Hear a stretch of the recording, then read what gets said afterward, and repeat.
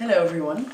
I want to tell you something about the commencement speech of Steve Jobs in 2008 at Stanford University. He begins to tell that he wants to explain 3 stories that were very important in his life. The first story is about his parents, because Steve Jobs is adopted, and his biological mother was very young and she wanted to have a bright future for her son and gave him up for adoption.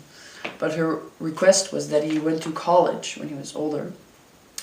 And he did for 6 months, and then he dropped out because he thought it was a waste of money for doing something he didn't like. And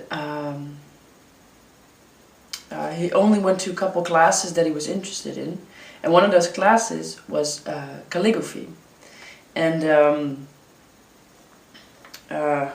he thought he would never ever have to use calligraphy again in his life.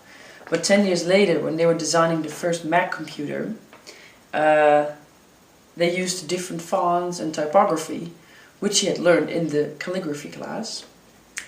And he says that since the Windows copies everything that Mac does, the Windows or any person or computer would ever have had different fonts and typography, and that's his way of connecting the dots from his college to the Mac.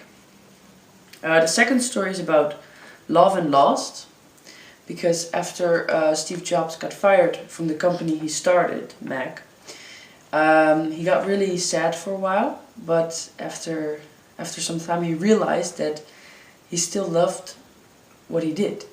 And he started all over again, and he created a company named Next and another company named Pixar. And at Pixar he met his current wife at the time, and he said that none of that would have happened if he hadn't got fired from Mac. And Pixar went on to create some very beautiful animated movies. Also Toy Story, very famous. Apple bought Steve Jobs' company, Next, and after a while he started working at Apple again. And his wife Lauren and him had a beautiful family, and he is only grateful to have been fired in the time, because otherwise it would never have happened, according to him. The third story is about death. In 2004 he was diagnosed with pancreatic cancer, and they told him he had only 3 to 6 months to live. But fortunately the cancer was treatable, and at the time everything was fine. He says, "Your time is limited, so don't waste it living someone else's life.